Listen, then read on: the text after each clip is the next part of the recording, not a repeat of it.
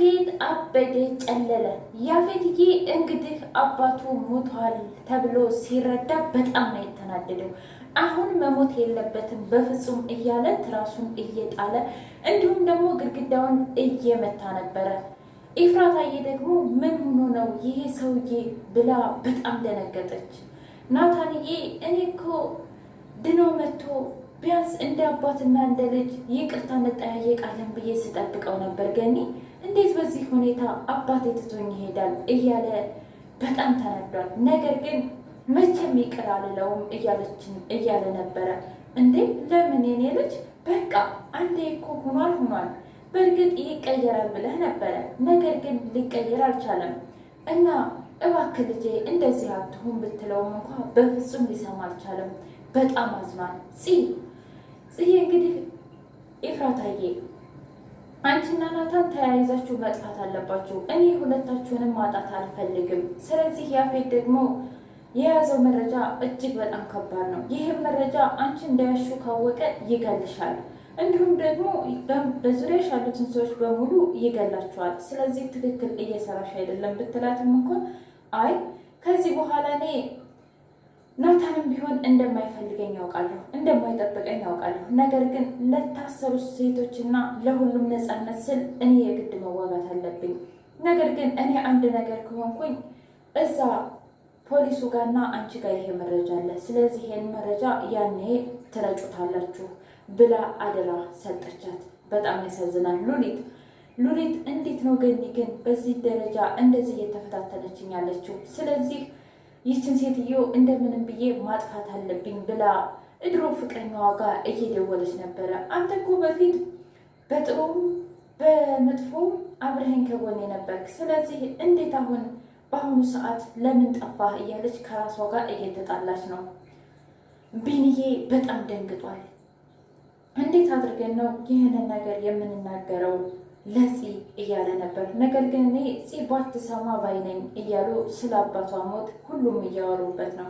ሰላም ውድና የተከበራችሁ የቻናል ቤተሰቦች እንዴት ናችሁ? ሁሉ ሰላም፣ ሁሉ መልካም። እኔ እግዚአብሔር የተመሰገነ ይሁን ደህና ነኝ። ለዚህ ቻናል አዲስ የሆናችሁ ሰብስክራይብ በማድረግ ቤተሰብ ይሁኑ። ነባር ቤተሰቦች ደግሞ ስለምትከታተሉኝ ከልብ አመሰግናለሁ። ሐረግ ድራማ እንደቀጠለ ይገኛል። እንግዲህ የእናንተው ጥፍጥፍ ዛሬ በቪዲዮ ከች ብያለሁ ማለት ነው። ሌሊት ነው የምቀርጸው። የእውነት በጣም አስተማሪና የሚያሳዝን ድራማ ነው። ሐረግ እንግዲህ በጉጉት የምንጠብቀው ነው እና እንግዲህ ያፌትዬ ተኝቶ በጣም አሞት ነበረ።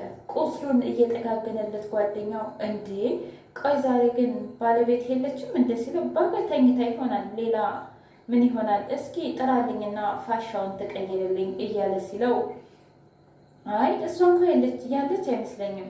እሺ በቃ ለማንኛውም ተኝታ ስለሆነ ሂደህ ቀስቅሳት፣ በዛውም ደግሞ አምጣልኝ ፋሻውን ልቀይረው ብሎ መኝታ ክፍሉ ሄዶ ሲመለስ አይ ባለቤትማ የለችም አለው። እውነት? አዎ የለችም ሲለው ግራ ገባው። አሁን ደግሞ የት ሄዳ ይሆን እያለ ግራ ገባው። እኔ ምልክ ወይዬ እኔ ግን ከዚህ በኋላ ኤፍራታ በምንም ሁኔታ ይሁን በምንም ሁኔታ የምትወደውንና የምትጠላው ማወቅ አለብኝ። ለምን አለቃ አለው። በቃ እሷ ልጅ አፍቅሬያታለሁ። ስለዚህ የግድ የምትወደውንና የምትጠላውን ማወቅ ስላለብኝ በደንብ ታጣራልኛለህ እያለው ይገኛል። እሱም ደግሞ እሺ ኤፍራታዬ ቀጭቋ እያለች መጣች። እሺ እንዴት ናችሁ? ጓደኛውንም ሰላም ነው ደህና ነህ? አዎ ደህና ነኝ። የት ነበርሽ? ወጣ ብዬ እኮ ፎቶችንን ልናሳጥር እና ያው ግን ፎቶ ላለቃ እንልክለታለን እና ደግሞ በቃ ብቻ እንደዛ ሲሉኝ ተመልሼ መጣሁኝ። ብታይ ፀሐይ በጣም እያቃጠለኝ አለች። ኧረ አለቃ እንኳን ላንቺ እኮ በዙሪያው ላሉ ሰዎች በሙሉ ይገዛላችኋል። ስለዚህ መኪና ይገዛልሻል አይደል እንደ አለቃ ሲለው አዎ በትክክል እገዛልሻለሁ። ባልገዛልሽም እንኳ ለምንድን ነው ያልተናገርሽው? ናልኝ ብትይኝ እኔ እመጣ ነበር እንዳላት። ችግር የለውም የኔ ባል፣ ለማንኛውም አሁን ሻወር ልውሰድና ልመጣለሁኝ ብላ ኤፍራታዬ በሙሉ ልቧ ከዚያም በኋላ ጸዳ ፈታ ብላ ወደ ፎቅ ወጣችና ሻወሯን ወስዳ መጣች። ከዛ ስትመጣ ቡናዋን ጭሳጭሷን ከዛ በፈገግታ ተቀበላት ያፌት። እንዴ ቆይ ሰራተኛይቱ የለችም እንዴ ሲል አይ እናቴን አሟታል ብላ እኮ ፈቀድኩላት፣ ግን ሰራተኛን እንደዚህ ባታቀብጭ ባይ ነኝ ሲል አረ ችግር የለውም ለማንኛውም እና እኔ ምልክ ቆይ ቅድም ግን ጓደኛ የፊት የተናገርሽው በጣም ይደብራል። ማለት እኔ ላንቺ ብዙ ነገር እኮ አደርግልሻለሁኝ። ሲቀጥል ደግሞ ያላንቺ ፍቃድ ጓደኛዬን ስለጠራሁት በጣም ይቅርታ። ከዚህ በኋላ ግን በአንቺ ፍቃድ ነው ሁሉም ነገር የሚሆነው ሲላት ኖርማል ነው ችግር የለውም። አሁን ግን ይኸውልህ እና የት ነበር ሲላት ፎቶ ላሳጥፍ ሂጅ ነበር እና አይ በቃ ዛሬ አልደረሰም፣ በሌላ ቀን በር አንኳኩተን በር ላይ እናመጣልሻለን ብለውኛል ስትለው ከዛ ብዙም አላመናትም። ትሰማኛለህ ያፌት እንደማታምነኝ ያውቃለሁ፣ ነገር ግን ናታን ከዚህ በኋላ እኔን አይወደኝም አያፈቅረኝም። ምክንያቱም እኔ እንኳ በወደውና ባፈቅረው፣ ነገር ግን አንተ ምርጫዬ ስላደረግኩኝ በፍጹም እኔን አይጠጋም። ስለዚህ እኔም ለመሸወድ አትሞክር፣ እኔ ራሴ አራዳ ነኝ አለችው። ከዛም በጣም ተደመመ። አሁን ልቅስ አንድ ነገር ማውራት አለብን። ምንድን ነው እሱ ደግሞ? እሱማ ምን መሰለህ፣ ከዚህ በኋላ ከልጅነቴ እስከ እውቀት ድረስ ያለውን ነገር በሙሉ እያሰላሰልኩት ነበረ።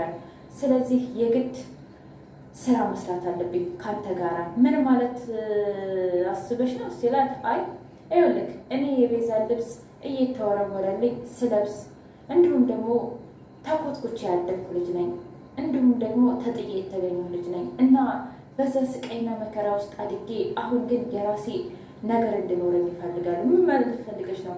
ይሄው ሀብትሽ፣ ይሄው ንብረትሽ፣ ይሄው እኮ ያንቺ ነው። አይ እንደሱ ማለት አይደለም። ከጎን ሁኜ የራሴ ነገር እንድኖረኝ እፈልጋለሁ። ሀብታምም እንዲሆን እፈልጋለሁ። ከዛም በኋላ ከልጅነት ውስጥ እስከ እውቀት ያለውን ነገር በሙሉ እኔ ሰርቼ ማግኘት እፈልጋለሁ። ሀብታም መሆን እፈልጋለሁ ስትለው ደስ አለው። ችግር የለውም። በነገራችን ላይ ይሄን ነገር እኮ ከፈለግሽው በአንድ ቀን ይሆናል አላት። እሺ ግን ፈቀድክልኝ ማለት ነው? አዎ። ከዛ እቅፍ ስታደርግ አለ። ከዛም በኋላ ሰው እያለች በጣም ባሽሙር እየተሳደበች ነበር፣ ኤፍራታዬ ማለት ነው። ኤፍራታዬ እንግዲህ አሁን እንደምንም ብላ ልቡን አቅልጣ ያፌት ልብ ውስጥ እየገባች ነው። ውዶቼ ኮሜንት ላይ እስኪ ጻፉልኝ። እውነት የኤፍራታን ሪያክት አክሽን ወዳችሁታል? እኔ ግን በጣም ነው የወደድኩት። ምክንያቱም አንዳንዶች ወንዶችን እንደዚህ አድርገው አታለው የምትፈልጉትን ነገር ካልወሰዳችሁ በኃይለኝነት ወይም በትግል የሚሆን ነገር የለም ማለት ነው። እና ከኤፍራታዬ ይሄን ነገር መማር ያለብን ይመስለኛል። በጣም እጅግ ምርጥና ድንቅ የሆነ ስራ ነው። በሌላ በኩል ናታንና ቢንዬ እያወሩ እየሄዱ ስልክ ተደወለለት። እንዴ ይሄ ስልክ እኮ የውጭ ስልክ ነው ሲል አንሳው በቃ። ከዛ አነሳውና እንዴት ነሽ ሰላም ነው ሲላት ደህና ነኝ። እኔ ምልክ እሺ አንቺ የምትይኝ ምንድን ነው? በጣም ይቅርታ ቤተሰቦችህ እናትህ በሰላም ገብታለች? ምን ማለት ፈልገሽ ነው? እናቴ አባቴ ደህና አይደሉም እንዴ ሲላት አይ እኔ እኮ እናትህ ተሽሏት መጥቶ እንዲሁም ደግሞ ፈጣሪ ያጽናችሁ ልላችሁ ነበረ። ምን ማለት ፈልገሽ ነው? አልገባኝም። አባት ካረፈ ወራት አልፎታል ብላ ስትለው በጣም ደነገጠ። ከዛ ስልኩ ከእጁ ላይ ወደቀ። ቢኒዬ እኔ ናታን አይደለሁም የናታን ጓደኛ ነኝ ቢኒያም እባላለሁ ሲል ያለውን ነገር በሙሉ ነገረችው። ከዛም በኋላ በጣም ደነገጠ። ናታንዬ ተናዶ ወደ ቤቱ ገባ። በሌላ በኩል ሉሊትና ገኒ እንዲሁም ቤዛ፣ ገኒዬ እንግዲህ ቀጭቋ እያለች መታ በጣም ደነገጠች። ስራው ናፍቆሽ ነው እንዴ የመጣሽው ስትላት በቃ አንቺ ሁሉ እንደራስሽ ነው አይደል የሚመስልሽ?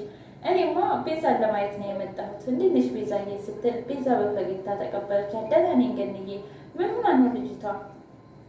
ልጅቷማ ሆዷን አሟት ይኸው ስንት ጊዜዋ። ናታን ራሱ ሆስፒታል ውሰድሽ እያላት እሷ ግን አይ አልፈልግም ብላ፣ ወይ እኔ እንደሱ አይደለም ክፉ አይደለም። ለማንኛውም እስኪ ሎሚ ላፍላላት ብላ ሎሚ ነጭ ማቅላት ብላ ስትሄድ ቤቱ ተስተካክሎ አገኘችው።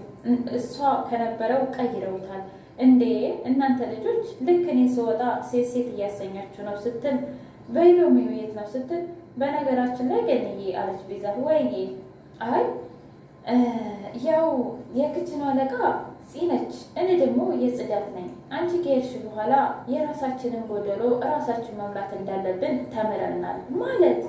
ማለትማ በቃ ታውቂያለሽ፣ እስከ ዛሬ አንቺ ብዙ ጎደሎችን እየሸፈንሽልን እኛ ስለምንም ነገር ማሰብ መብላት መጠጣት እንጂ ምንም ነገር እያወቅን አይደለም። ከዚህ በኋላ ግን የራሴን ጎደሎ ራሴ መብላትና በራሴ መቆም ስላለብን ሁላችንም ተመካክረን ሰራተኛ መቅጠሩን ትተነዋል ስትል በጣም ደስ ይላል። ታውቂያለሽ እናትሽ እንደዚህ መለወጥሽን ብታይሽ ደስ ይላይ ነበር ስትል በጣም ታውቂያለሽ፣ ሁሌ ኧረ እባክሽ የጸባይሽ ከሰው ጋር ያስተዳድርሽም ትለኝ ነበረ። ነገር ግን አንድ ቀንም እንኳ እናቴን ማስደሰት አልቻልኩም እያለች ስታወራን ነበር።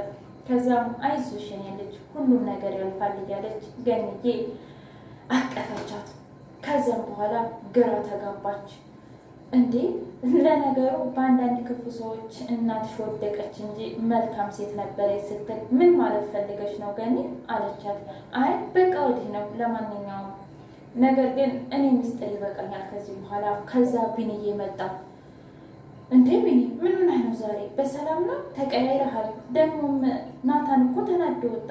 ባካችሁ ባልነግራችሁ ይሻላል። ምን? እስኪ ንገረን፣ ምንድን ተፈጠረ? ናታን እኮ ቤተሰቦቹ ምን ስለምን ቤተሰብ ነው የምታወራው? አባቱ አልፈዋል ተብሎ እናቱ ደግሞ ጠፍተዋል።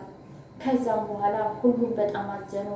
ሎሊት እንግዲህ መቼም ከሀብትና ከንብረት ውጭ ሌላ ምንም ስለማታስብ ወደ ባሏ ጋር እየደወለች የወንድምህን ሞት ማወቅ አለብህ፣ አንድም ነገር ሳይኖረን እኮ ልሞት ነው እያለች ስልክ ስደውል ምንም እየሰራላት አይደለም። ከዛ ይህን ነገር ግን እንዴት አድርገን ነው የምንነግራት ለፂ ሲል ከዛ ቢንዬ አረ በፍጹም ፂማ መስማት የለባትም አለ። ከዛ ገኒም ተነሳችና አረ ይበቃል እባካችሁ ይሄ ሚስጥር፣ አሁንስ ይሄ ሚስጥር እጅግ በጣም ሰልችቶኛል። ከኔ የኔ መቀጣት አይበጥም እንዴ? ቆይ በሚስጥር ሁሉም ነገር ይሄን አትስማ፣ ይሄን አይስማ፣ እከል ይሄን አይስማ፣ እኔ ይሄ ነገር በጣም አላማረኝም እያለች ስትል ነገር ግን እንግዲህ ናታንን እናውራውና የናታን ውሳኔ ይሆናል ስትል ገንዬ ለማንኛውም እኔ ልሄድና ናታንን ላወራው ብላ ወደ ፎቅ ተቃናች። ከዛ ፂ ደግሞ መታ ቁጭ አለችና ቢኒያምን እያየችው ነበር። ከዛ አሁንም ልብ ብላ ታየዋለች። እንዴ ምንድን ነው ዛሬ ደግሞ ስትል እኔ እኮ አንድ ቻሌንጅ ጀምሬ ነበር። ማለት ፍቅረኛዎቹን ዘግቶ ስለ እሷ ያስባል አያስብም ወይስ በዛው ይቀራል አይቀርም የሚለውን እናማ ያው በትንሹም ቢሆን ፈትኛዋለሁ እያለች እያወራች ነበረ። ከዛ በኋላ ግራ ተጋባና ቢኒ እና አወቅሽው እንዴት ነኝ ምናምን እያላት በጣም ተናደደ ቢኒ። ኧረ ተይ እባክሽ ቆይ አንቺ ልጅ ግን ህፃን ነገር ነሽ ልበል አላት። ያው በለው ምን ችግር አለው እያለች መቅበጥ ጀመረች። ከዛ ቢኒዬ በውስጡ ሀዘን ስለነበረ ብቻ በመልካም ነገር አስተናገደት። በሌላ በኩል ገንዬ እንድናት ተጠግታ እባክህ ናታንዬ ስሜትህን አውጣው፣ ሁሉንም ነገር አውጣው ብትለውም እንኳ እባክሽ ገንዬ ተይኝ፣ ብቻዬን መሆን እፈልጋለሁ፣ በፍጹም በዚህ ሁኔታማ ብቻህን አልተውህም እያለችው ነበር። ከዚያም በኋላ እኔ አባቴን ታክሞ መጥቶ ምናልባት ጥሩ ሆኖ እንዲሁም ደግሞ እንደ አባትና እንደ ልጅ እናወራለን ብዬ ነበር፣ ነገር ግን አልሆነም፣ ደግሞ መቼም ይቅርታ አላደርግለትም እያለ ነበር። ከዛ እባክህን ብትለው በፍጹም አልፈቀደም። በሌላ በኩል ሉሊት ደውላ እኔ ምልክ የናታን አባት እኮ ሞቷል ብላ ስትነግረው ደነገጠ። ፍራሹን ወደዛ ወደዚህ እያለ ጣለው። ውድ ቻናል ቤተሰቦች የዛሬው ሐረግ ድራማ ይሄንን ይመስል ነበረ። ናታንዬ በማዘናችሁ ኮሜንት ላይ እንግዲህ ነፍስ ይማር በሉ። እንግዲህ ያፌትና ናታን ወንድማማቾች ናቸው። ምንም ቢሆን በአንድ በኩል ናታን አባቱን ይጠላዋል፣ ያፌትም እንደዛው። ግን ወንድማማቾቹ እየተጋደሉ ነው ያለው እና የአባት ዕዳ ለልጅ የሚባለው ነገር ይሄ ነው። ምን እንደተማራችሁ ኮሜንት ላይ ጻፉልኝ። እወዳችኋለሁ። ባይ ባይ።